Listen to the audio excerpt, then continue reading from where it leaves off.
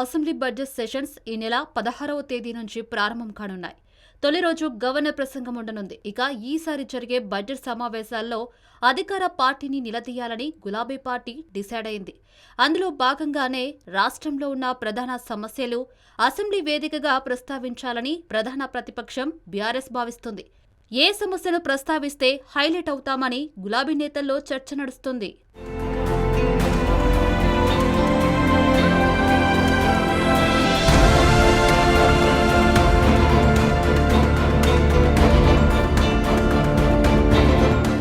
ఈసారి జరిగే బడ్జెట్ సమావేశాలకు బీఆర్ఎస్ ముందుగానే ప్రిపేర్ అయింది.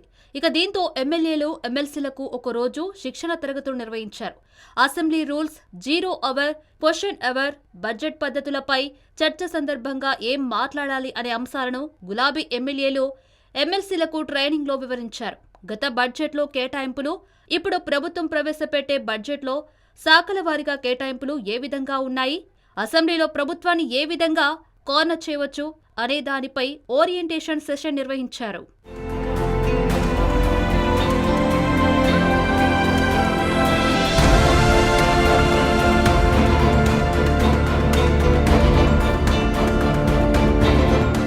కాంగ్రెస్ పార్టీ అధికారంలోకి వచ్చిన తర్వాత 3వ బడ్జెట్ ప్రవేశపెట్టబోతుంది. అసెంబ్లీ ఎన్నికల్లో ఇచ్చిన 6 గ్యారంటీల అమలుకు బడ్జెట్లో నిధులు కేటాయించాలని బీఆర్ఎస్ డిమాండ్ చేస్తుంది.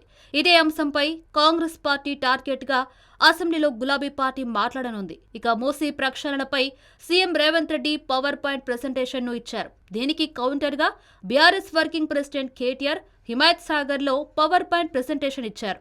ఇక మూసీ పేరుతో పేదల ఇల్లు కూల్చుతున్నారని బీఆర్ఎస్ పార్టీ అంటుంది. హైడ్రా, హిల్ట్ పాలసీ, నాగర్ కర్నూల్ కుమ్మేర ఘటన, రైతుల సమస్యలపై కాంగ్రెస్ సర్కార్ను ఇరకాటంలో పెట్టే విధంగా గులాబీ పార్టీ వ్యూహాలు రచిస్తోంది.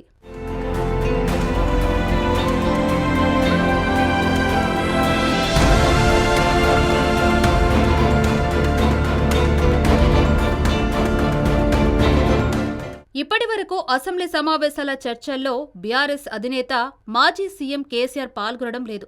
కేవలం 1-2 సార్లు మాత్రమే కేసీఆర్ అసెంబ్లీకి వచ్చి వెళ్లారు.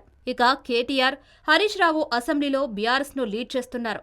ఈసారి బడ్జెట్ సమావేశాలకు కేసీఆర్ హాజరవుతారా లేదా అనే దానిపై క్లారిటీ రావాల్సి ఉంది. ఒకవేళ కేసీఆర్ అసెంబ్లీ బడ్జెట్ సమావేశాలకు వచ్చినా గవర్నర్ ప్రసంగం రోజు లేదా బడ్జెట్ ప్రవేశపెట్టే రోజు అసెంబ్లీకి వస్తారని చర్చ జరుగుతుంది. అసెంబ్లీ శీతాకాల సమావేశాలను బీఆర్ఎస్ బాయ్కాట్ చేసింది. తమకు అసెంబ్లీలో మాట్లాడే ఛాన్స్ ఇవ్వాలని గులాబీ పార్టీ డిమాండ్ చేస్తుంది.